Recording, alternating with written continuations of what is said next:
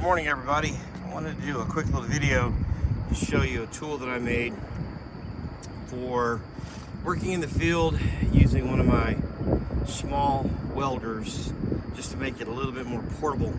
I use a Millermatic 211 with self-shielded flux core, have another one with spool gun for aluminum, and not that heavy, but you get tired of kind of carrying it around all day. So I made a little cart for it, pretty basic and simple. I'll go over a couple of the dimensions on it and show you a couple of extra things I did just to make it a little bit more handy.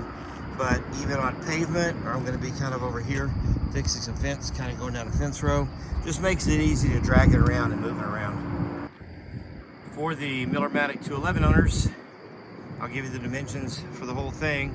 I got some pneumatic tires, 10-inch diameter from Harbor Freight, as well as the casters, which are 5 inches. So you'll see it's made out of angle iron. It is 11 3/4 wide, and it is 20 and just under 1/4 long. Additionally, you're going to need to notch one side for the door to be able to access it. Let me toss it on here and show it to you. So additionally, and I did this simply because of the materials I had laying around.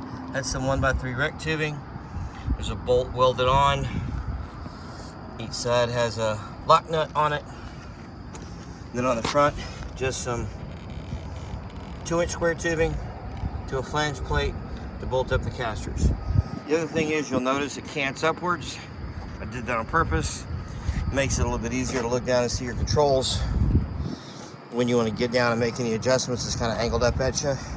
Not too terribly low. You reach and grab the handle, push it around, move it around a job site. And like I said, it handles off-road pretty well. So, cool little cart that I made.